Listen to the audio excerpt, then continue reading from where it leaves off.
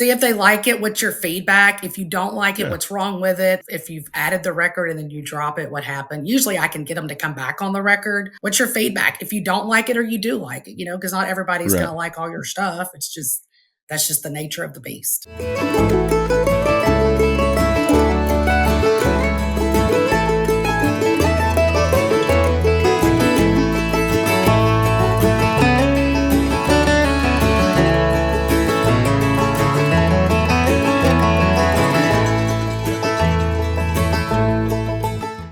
Before we dive in, please take a second and leave us a 5-star rating on Spotify, Apple Podcasts, or wherever you tune in. If you're watching us on YouTube, don't forget to subscribe, give us a thumbs up, and drop a comment below. Head on over to comeandpickitpodcast.com, sign up for our email list, and check out the merch store. All right, let's get to it. Hey, y'all, welcome to Come and Pick It. I'm Anthony Bonnet, and today's guest is Jennifer Blair. Jen, thanks so much for taking the time to do this. Thank you for having me. Well, tell us about yourself. Where'd you grow up, and how do we know each other? I grew up in the great state of Texas. I have a Texas tattoo. That's kind of terrible, but I grew up in Orange, which is the Golden Triangle. I'm sure you're familiar. I left home when I was 19 to go to Belmont University here to study music business. So I've been here. Of course, I would go home in the summers, but I've been here 30 years this year. 30 years. That's enough time to get in a lot of trouble. Absolutely. Well, so Belmont, did you always know that music was going to be your thing? Belmont's a music school, or it's known for that. Yeah, Belmont's a music school. And honestly, I had no idea that it existed until one day I picked up a country song roundup magazine, go figure. And there was a story about Trisha Yearwood. And that's where she went to college and actually graduated from, and her degree was also in music business. So I was like, oh, that sounds fun. Maybe I should go there. I never visited the campus. Like, my parents dropped me off. And that was the first time I ever stepped foot on the campus. So cool. Oh, that's a really pretty campus over there too. We visited back in the early 2000s. I was thinking about taking some classes over there, but it's a super cool campus. It is, and it should be. For what it comes. Yeah, it definitely should be. I said we were thinking about it, and that is why we didn't. So right. So is music a big part of your growing up, or? Oh, absolutely. My brothers both played guitar. Grew up on ZZ Top, Creedence. My dad managed a band, the Blackwater Band, and they would play every third Saturday at the Jefferson Theater in Beaumont, Texas. Cool. So I was around it all the time. Mark Chestnut was on the show, Tracy Bird, as you know, they all grew up, Clay Walker. So Clay Walker. It was, and I got made fun of in school because I was listening to Barbara Mandrell 45s, and Randy Travis was my goat, and I got made fun of. But it was like, well, it kept me out of trouble, I can tell you that, because I loved it so much, honestly. Yeah. People don't know that about Texas. They think about Texas from other places, probably a lot like about Nashville. I mean, they think about it as being all country music all the time. But when you're here, you're just like everybody else. You listen to a broad. Yes. And the kids around you are kind of broad as far as their musical tastes. So like if you're all country, or if you're like me and it's even worse and you're like Southern gospel and that's all you've ever even heard. And then if you're like that, people think of you as a bumpkin, even in Texas. Absolutely. Country bumpkin and Randy, why do you listen to that? And of course I grew up in the 80s, which was such a great time. And I was into Journey and people like that, Cyndi Lauper, Madonna, but country was like my guts. I mean, that was my thing. So yeah, that's always been the music that spoke to you. Absolutely. So when you got into the music business, you went in to be in the country music business. Yes. Oh, that's cool. So when I was still at Belmont, you had to intern. And a friend of mine said, you're going to have to go intern. You got to get your feet wet and get going. So the first place I ever interned was MCA. Now, back then, 100 years ago, MCA was separate from Mercury. It wasn't this whole big thing. They were all separated. Mm-hmm. So my first internship was MCA. And then that next fall, I went to Mercury. They were separate. And I was in the publicity department, and I became good friends with all of them. And the spring semester, they said, hey, Woody Bowles is hiring. You really ought to go check it out. Go talk to him. So Woody Bowles at the time managed Terry Clark. So she was my first job. I wasn't out of college yet, so I was thankful to have a job. So my very first job, I worked for Terry Clark, her management. So, cool. And we had a really good time. So that's pretty neat. How long did that last? That was about 6 months, unfortunately. She actually let all of her people go. Her management, I know it was terrible. Management, booking, she started over, got all new people. So I then went to Nashville Songwriters Association, which was full of nothing but songwriters. And I have a gut for songwriters, because if you can take words and music and make a song and make an impact, I'm all about it. So I got that. And then a friend of mine at the time was working in career services at Belmont. She said, hey, John Hart is hiring over at Bullseye. And they did radio research at the time, where they call people, get their opinions on songs. Well, he also had a radio promotion part, and I ran that. So at that time, he had DreamWorks. Scott Borchetta was head at the time. Mercury, I worked Sony stuff, and also smaller independents. So that's where I started radio promotion. Cool. So do you ever look back at that, and especially at the Terry Clark thing, and kind of dream about the management, being a little more into the management thing instead of the radio promotion? The management thing is difficult, I think, just because you've got to do a lot of babysitting, I think. You do. But you have to deal with the one person all the time. The one person. It's sort of like being married. Absolutely. But I do enjoy the radio because you become close with those guys. I mean, guys and girls both, that are at the stations that make the decisions about the music. So management's a whole other animal, I feel like. It is. Yeah. It seems that management always seems like the worst part, because a lot like being married, and I'm happily married, by the way, but a lot like being married, you get to see the worst side of your client, whereas, and then you have to present them in the best light to the world. So it seems like one of the hardest job. Right. I agree. Yeah. So you lucked your way out of that. Although Terry Clark seems like she's super sweet. Oh, she was great. She was great. Yeah. So you went right into radio promotion. How lucky is that to go into something and you've been doing it how long? So I started with John Hart. That was in 2002 is when I went to Bullseye. And then I went on my own in 2006. But I will tell you, some of those guys I have been calling since 2002. I've known them 20 years, over 20 years. So you find out about kids and divorces and girlfriends and all the things. Yeah. So like your family now. So they take your call. I mean, that actually is, you're the side of the record that is relatable to they wouldn't take my call if I had a song. They wouldn't know my number. They wouldn't take my call. But I know you know them, kind of thing. Right. So, what is a typical day? How does a typical day shake out for you as a radio promoter? Well, honestly, it depends on the day. These guys and gals take calls the same time, same day, every week. So I talk to everybody every week because they're reporting to that chart, and that's what you're going for, is the number. So I get up, look at my emails. Some guys are email only, so I have to email them. Or some will say, hey, I'm out sick today. Can you call me tomorrow?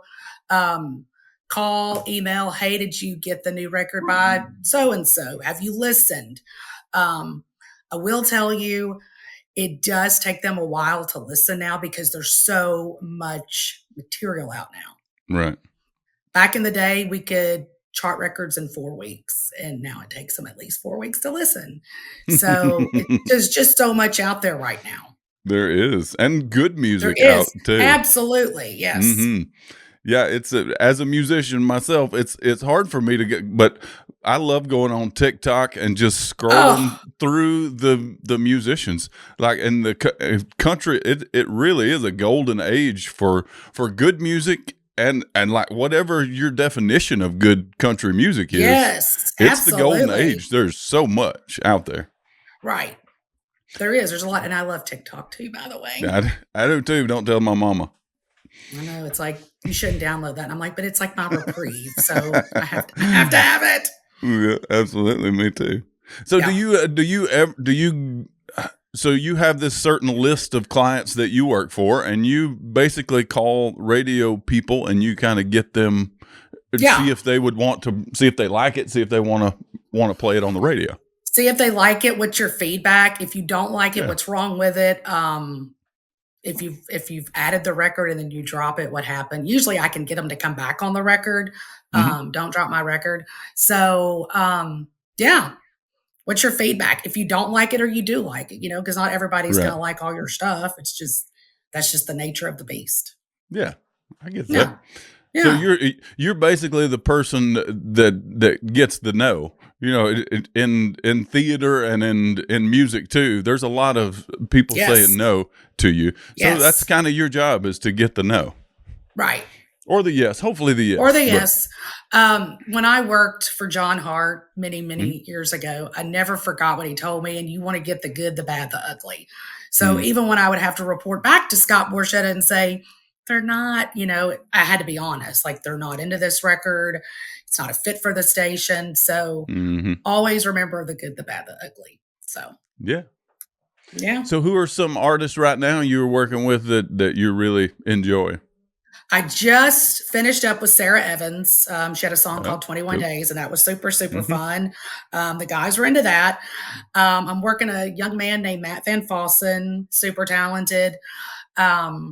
Another young lady, she's 17. Her name is Madeline Rose. She's really good. I wasn't writing songs at 17, so I'm like blown away by her. Not me. Me either.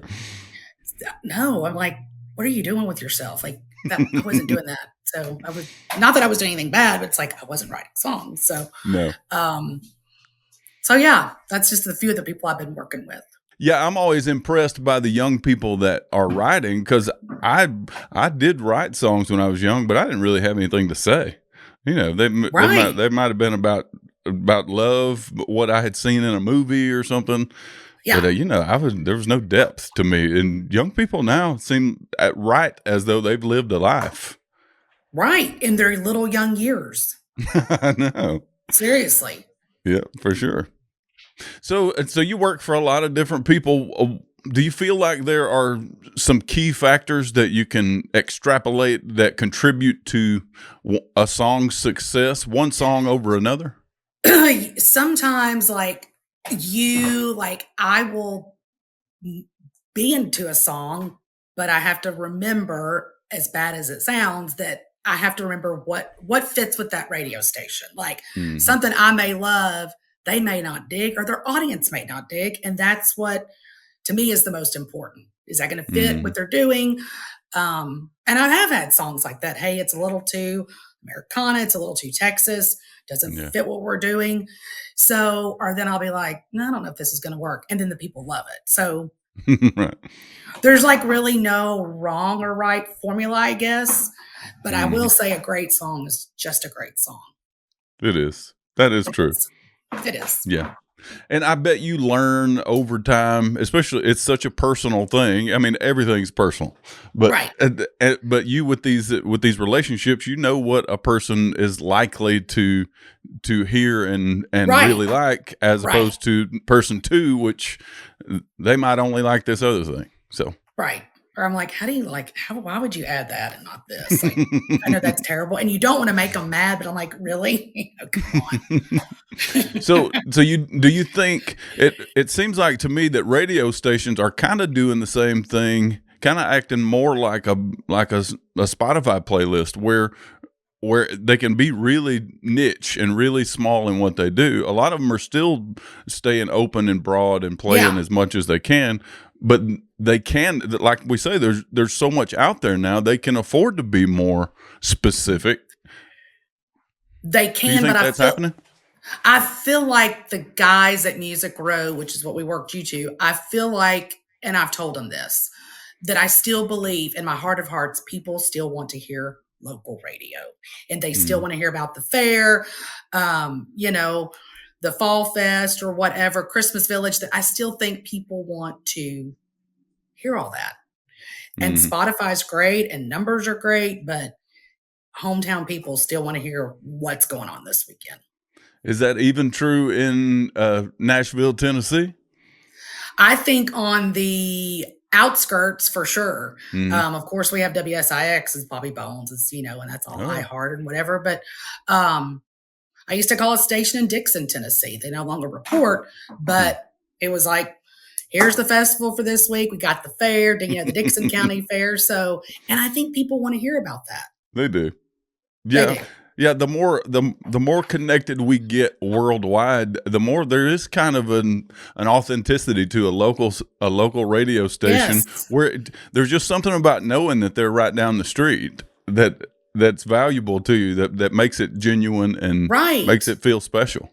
Because it makes them feel like they're a part of it, or they Yeah, hear a I local think so. artist that's, local to the station, they feel like they're a part of that, and I think that's what they wanna be included.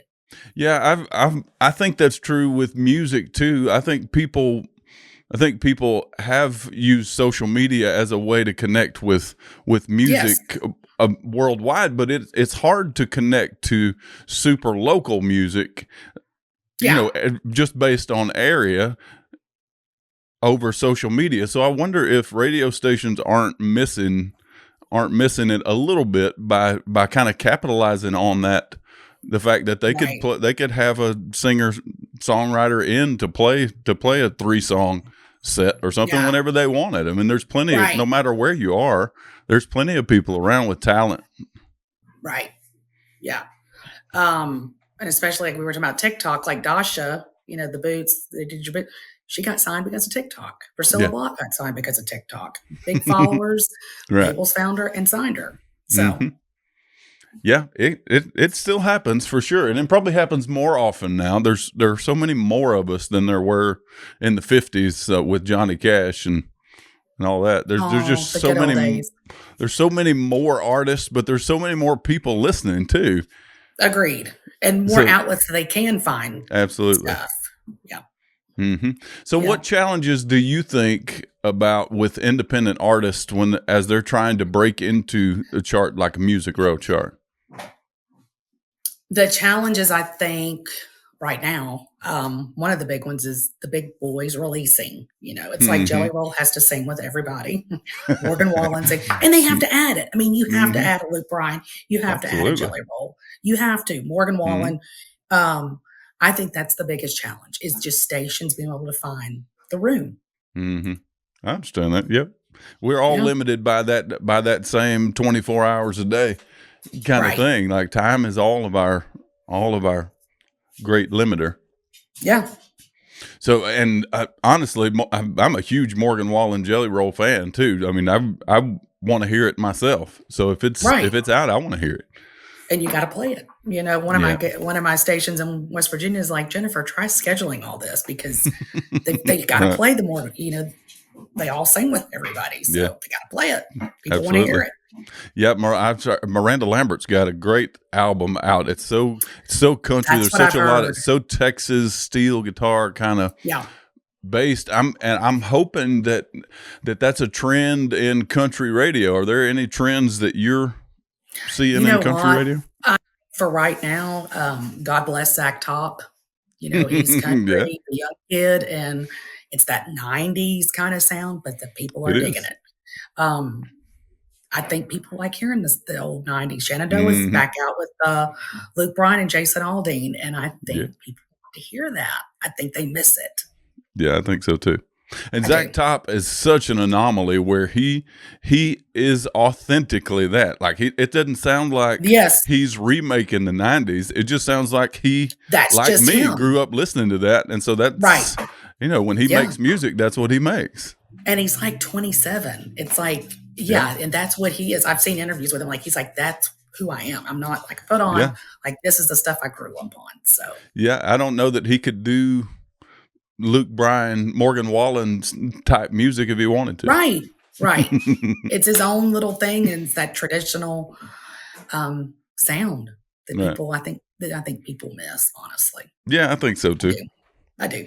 Anybody else that you think is really an up and comer? I really am digging Megan Maroney. Yeah. She's good. I like some of Morgan stuff. I love Mhm. I love the Post Malone stuff. You do? The country stuff I do. Mhm. And the stations have seemed to embrace it. Yeah. So yeah. It just I seems like like it. it's a mixed bag right now. It Um, is. it is right now. And Mhm. I feel like with Post that he came and said, "Hey, I want to do a country record." Like, I don't think it was like, "I'm going to go do this." Like, I think he really embraced Yeah. culture and the people and the writers, and it's a great record.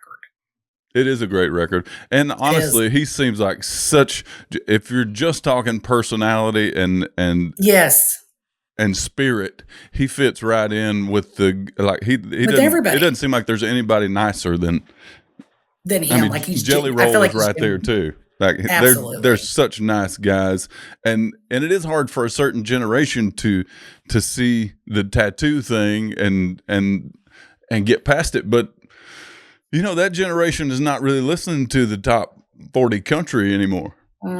They're not. So Nope. so I think all that maybe that's kind of in the rear view now. Could be. I think I think it is, and I Yeah, really hope it is. I hope it's all about the music, and I think it is. I think so. But like I say, I'm hoping a little more traditional kind of music gets in the mix too. I wonder what's going to happen because Americana is kind of the big umbrella when it comes to Yeah, country. There's Americana, even though there's a smaller group of people that would care to be classified Americana. right. Country has always been a little smaller subset of that Americana umbrella. And but I wonder with Post Malone and all those getting in there, whether that Americana is just going to be a synonym for country, and country would be the bigger Could be. category. It seems like that's the way it's going. Right. Hey, y'all, I want to talk to you a minute about T-shirts. You can check this one out right here. It says, "Come and pick it." And I know y'all like that. I hope you also like this shirt with this good-looking fella on the front, the guy without a mustache. He's kind of pretty if you if you like kind of a softer-looking guy. He's good-looking. We got this one here without the guy on there, Anthony Bonnet and Lone Star Steel. Then we got this one that says Anthony Bonnet and Lone Star Steel. It's a navy version. All these shirts have been upgraded to a new, softer style. We really like these new T-shirts. As you can see, I'm wearing one right now. And here's an oldie but a goodie Bonnet song. Any of y'all that know, if you know, you know. It's that kind of a thing. There are more styles available online, more stuff available online, coffee cups and all kind of stuff like that. There's flags. There's come and pick it flags you can get. So there's a lot of stuff on there. I hope y'all go check it all out. Check it out at anthonybonnet.com. So let me get back to your music upbringing. I want give me a few of your very favorite from your childhood, your pre-college days. Oh, pre-college days. So what was your music? Where was your heart? Number one, GOAT is Randy Travis. Hands down. He was the whole reason I came to town. Reba McEntire, Big Perm Reba, loved her. Yeah. The Judds, George Strait, of course, Texas. I was big into Keith Whitley. I was big into Shenandoah. But like Randy, Reba, and the Judds were like my guts. So yeah, I've always been, when I first started singing country, I liked Randy Travis so much that even though we don't really sound anything alike, I listened to him so much and wanted to sound like that so much that people started to tell me every now and then Yeah. that I would sound like him. It was such a huge compliment. Oh, and yeah, absolutely. It Absolutely. was great. Absolutely. Yeah. So Yeah. did you hear the AI record? I That did. I how did. you So feel about that? I think it's great. I mean, just for him to, and I think it's okay. I'm good with it because he gave his blessing on it. Hmm. So, and actually, the guy that did that record, that James Dupre, I know him. Oh, really? So, yeah, and I've known him for a while, but he thinks a lot of Randy, and Randy and Mary love James. So, I Yeah. feel like it was okay because Hmm. he was good with it. So that Yeah. was fine. Yeah, Yeah, I I think did. it's pretty neat. I mean, when I think about recording a record, like if I record a record, people think it's just you go into the studio and you record your vocal, and then that's what ends up they put your best take on. But Right, that's not really how it goes. They'll go in and they chop it up into little pieces, and then put the best of the little pieces right. in there. So in a lot of ways, it's like AI is singing already, whether you like it Yeah. or not. That's what you have heard Hmm. on the radio for 20 Right. years. So Absolutely. so in a lot of ways, and even just a recording, I think about recording and I'm like, well, is that me singing or is this me listening? Because both aren't true. Right. So Yeah. it's just the record of you singing. It's not actually you singing anymore. Right. And So I think there, go ahead. no, you go ahead. I was going to say there's good and bad to AI. And I think in this Yeah. situation, this was a good I situation. definitely think it was even no matter what you think of AI, you Yes. have to know, you have to feel like that's a win for us Right. as people, To, or if not just country music fans, it's definitely a win for us. well, because he's been silenced for so long. I mean, Yeah, and there definitely ain't no more where that come from. no, I mean, it's just, that was the sad part. Yeah. He can't speak. I mean, he can't really, I mean, I think he knows what he's trying to say, but he can't Hmm. verbalize it. So yeah, I think it's great that it made him come back. Yeah, it did. Yeah, and it really portends pretty well for the future Yeah, too. I'm excited about the next George Jones song. I did That see that. I didn't read a lot about it, hmm but I did see that. Yeah. Yeah. So networking is super important, obviously, in your job. How do you Yes. approach building those relationships that you have with stations and with programmers? Well, every year we have a seminar called Country Radio Seminar, and I always make it a point to go. Some of the guys do come in for it. Um, I've usually that's what I like to do. So we can connect and it's be like, oh, you really do exist, and your face and the name, and it's always great to make that connection. Yeah. So that's basically what I do. I try to go to different events here and there, Yeah. listening room stuff, things like that. So Oh, you do? Are there any good listening rooms in Nashville other than the Bluebird? I've been there a few times. What other there's good ones are there? there's actually one called the listening room, Oh, and then yeah, and it's really good. And then my husband and I, we go every Saturday to a place called the Local, but they have writers rounds all during the week. cool. And it's really good. Yeah, I love that. I love to hear like how they came up with the song. How'd you write the Yeah, song? What was your me too. idea? Like, I'm blown away by writers, honestly. Me too. It's my favorite. It's my favorite thing about music. And Yeah, the first time I was ever around it, my mom wrote songs, and my uncle, my mom's brother, wrote songs. My dad wrote a few songs when I was growing up, but I never really was around them when they were writing them, and they're working people. They don't right, feel like they're not songwriters. They've written songs, real but they're not jobs, songwriters, right? right, But real when I jobs. first heard that, my brother bought me a VH1 Storyteller with Willie Nelson and Johnny Cash, and when I heard Yep. them sit down and just kind of talk about this thing they made, this song they wrote, it was so magical. And ever since then, I've really just been enthralled with that whole setup where a songwriter sits and they'll tell you a little story and then they'll sing you this song. It's Mhm. there's nothing It more magical for me. no, it's mind-blowing. Mhm. Yeah, like, how did you get that idea? That's crazy. Like, Yeah, really? Or that one line, I'm like, "That's such a great line." I know. So, yeah, it is. I can't do it, but I respect people that can do it. Have you ever written a song? I feel I have like not you've written some.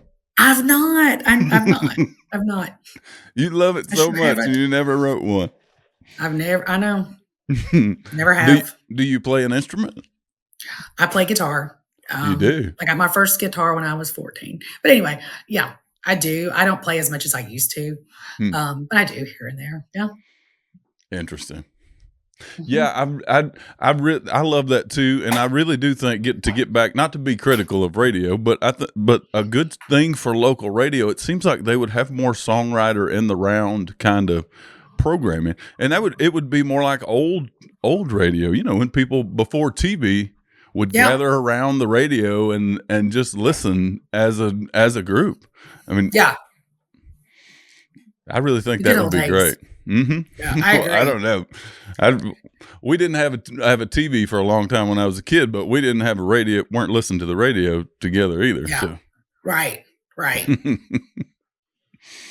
Hmm. So do you when you go out to these kind of things, are you sort of halfway listening and halfway scouting, or would that be kind of the same? Yeah, You are. sometimes I do. Yeah. I'm like, "Oh, that's a good song," or they'll Hmm. say a lot of times these artists will put things on streaming, thinking that they're gonna get on radio, and I'm like, "But you're not because you gotta have somebody promoting you." Like, it's Yeah. just and that's great if they find it in their heart of hearts to add the record, but, sometimes I do, yeah. Hmm. So yeah, so you're obviously a huge fan, but you also go out with like one ear Yeah, thinking about radio. I'm like, "That's a great song." Like, so the band that we go see, I don't know if you remember this artist, you may not. So Kevin Denny was on Lyric Street, Hmm? probably 2001, okay. That's Just Jesse, Cadillac Tears. And he's written so many things that other artists have cut, but were never really worked. You know, they Right. were like album cuts. And William Michael Morgan cut a song called Cheap Cologne. And Hmm. every time he plays it, I'm like, it's a hit. That's a Yeah. hit. But it just kind of, nobody has done anything with it. But Hmm. it always go, that's a hit. So, Yeah. So what do you look for in an artist? Like would you if you were going to talk to an artist who is about to go up, and I yeah, assume in Nashville that people assume there could be a few Jennifer Blairs in the audience. You know, somebody who loves music and is not right. scouting per se, but if they heard something they loved, they would have some ideas. So what would you tell a songwriter with that in mind? If I felt like the song was good and they're saying, "Hey, we're putting this out on streaming, you can download it," like I'm like, you need somebody to get behind you and Hmm. work and promote that song because it's just, I see things thrown up on Play MPE and then there's no promotion person. I'm like, Hmm. you've just put all this money into Play MPE and they're not going. You got Right. to have somebody to call. I mean, I Yeah. had a station, they don't report anymore, but he would not download a song off Play MPE if he didn't know who was working it. He's like, I'm not even Hmm. gonna waste my time. Like the song could have been great and a hit number one. And he'd say, if it's not one of y'all working it, I'm not gonna download it. So Well, I mean there's so much out there though. I mean, oh you can't listen to yeah, everything. so much. And they get inundated Yeah, with new singles to listen to. absolutely. And that's without going out on their own to listen to anything extra. You know, No, it's on their desk. they probably don't go out to listen to music. I mean, they hear it all No, day. So, all day. yep. So who's an artist that's no longer with us that you would have loved to work with? You got anybody that Oh, that's a really good everybody? Well, question. I guess the Judds. You could say Naomi, The but Judds, yeah, that was horrible. There's awful, yeah, awful, awful. Um, I know because they're all dying. I feel like they're all dying. George Jones probably would have been one just because I grew up in the yeah, Golden Triangle and he was from Vidor and hmm, I was from Orange. I grew up, 15 minutes from him. So, yeah, um, Keith Whitley. I was so into Keith Whitley, and I always wonder, had he lived, Yeah. what would he have done? Like, how big would he have been had he lived? He was so young when Right. he died. So, because I felt like he was like super traditional, great He songs, was. but he was only 33 when he died. So I always wonder, Wow. how big would he have been? Yeah, he Oh, was that's so special. young. And his writing, his Absolutely. singing, Yep. and his musicianship, he was special. I still go back and watch old videos on YouTube of live Yep. performances of his that are as good, if not better, than the record in a lot of Yeah. cases, not just a few. Like, he didn't just have Hmm. a good night. He had No, like every time he played. Yeah, he was right he on the sounded money. like what, right, he sounded like what you heard. Like that, Yeah, it's he like, really he did. sounds just like the record. So Not only that, but he, that hair, they don't make hair like that anymore. they don't make the perms like that anymore. They don't. They don't. He was phenomenal, and his writing is through the roof. Oh, totally. Yeah, and he came out of bluegrass, which is unthinkable to me. Not until I remember that bluegrass musicians are some of the most talented, if not the most talented, acoustic Right. musicians there are. So, Yeah. but you would never. He's so polished and so good that I don't know. It's just hard to imagine him in a bluegrass setting. With Ricky Skaggs, because him and Ricky Skaggs Yeah. played together Yeah. and were doing bluegrass. And they knew each other, I think, when they were like, what, 15 years old? That's how long they knew each Absolutely. other. So, Yeah, that's pretty neat. Yeah, that business is really all about relationships. it is. Mm-hmm. So you do radio promotion and you do it really well, but there are some cases where an artist may not be ready for radio promotion yet. So apart from getting into the studio and recording a great track that's worthy of being on the radio, what are some of the ways that an artist could sort of replicate the things you do?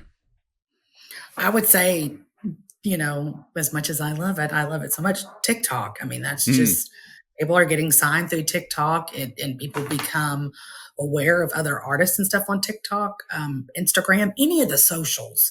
Right. Because then it's like, hey, did you see that blah, blah, blah, blah, blah? Mm-hmm. Then it becomes viral or whatever. So I would say definitely all the socials.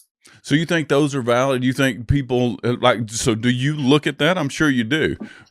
Sometimes I do, or if I see somebody, like I've gone to events and stuff, like, oh, let me look them up. Right. Here's their social.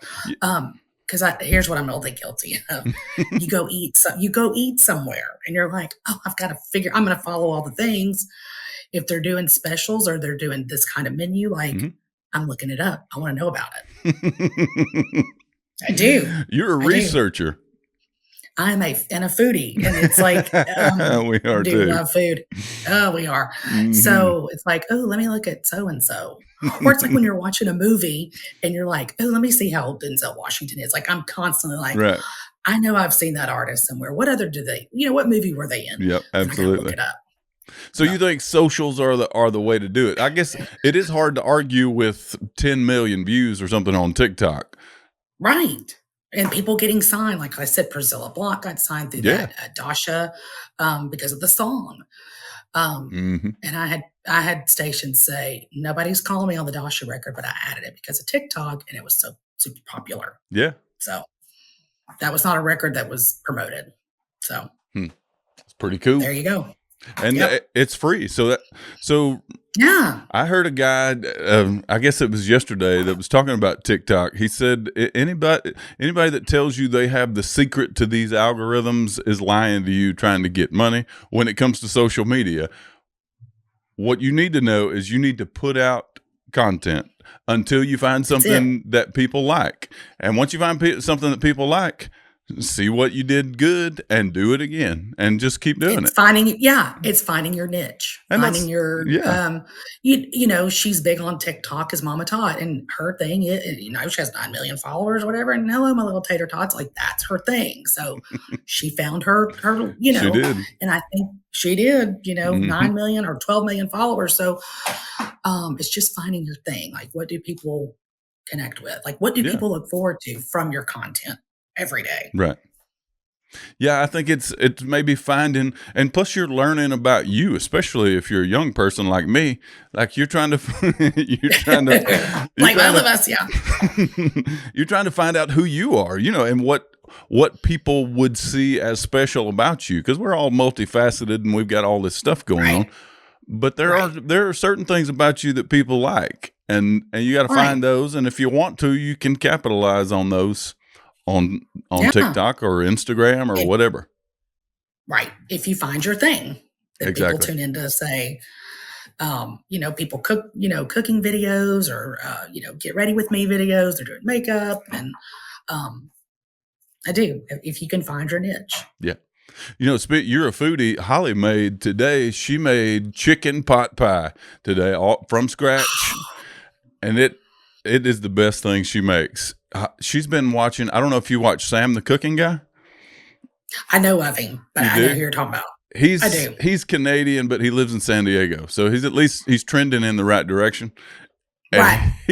his recipes, she's taken a lot of his recipes as her own, and that has been groundbreaking in this house as far as the culinary experience. Yes, the food, of course, because that is what is most important.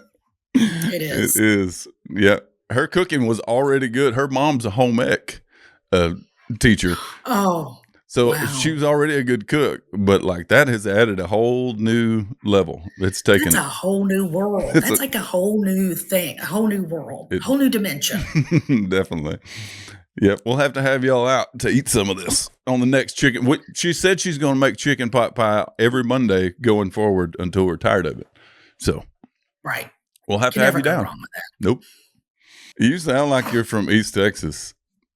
You know what? I still have cousins that live in Henderson. I've told Holly that Russ County and the red dirt, and You sound I like it. never lost it. They don't. I don't. And they make fun of my accent here, but I've been here 30 years, but they ain't getting the Texas out of me. It So suits you though. I ain't. It's I just it's when people.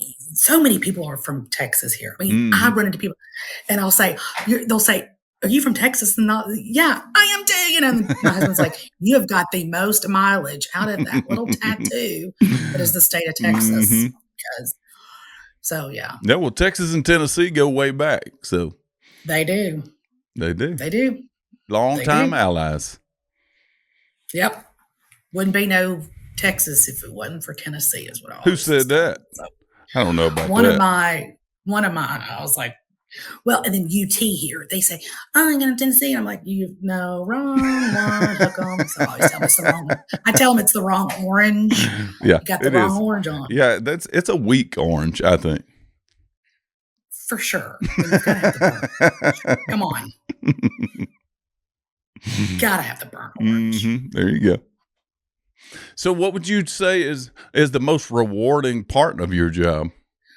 When the chart does give me anxiety, but when you get those numbers and that you've had a great chart week and that artist is super duper tickled that you've Yes. helped them, you've got people aware about them, radio's adding, Mm-hmm. that's the best. That's like the best thing for me. They're like, we love the song, we love them, and yeah, it is, and it's Mm-hmm. work. I mean, it's hard work. So Yeah, there is definitely I bet it is really a great feeling, because we don't know, as musicians, like we make this song, and even if we're good in the studio, we go into the studio and we cut this song and we've written it and we put it all together and it sounds to our ears as good great. as anything. It sounds great. Yeah.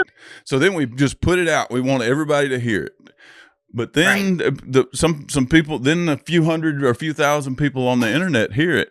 And then you're like, well, what now? And so we don't understand that gap between that world and the radio world. It seems like they would be connected.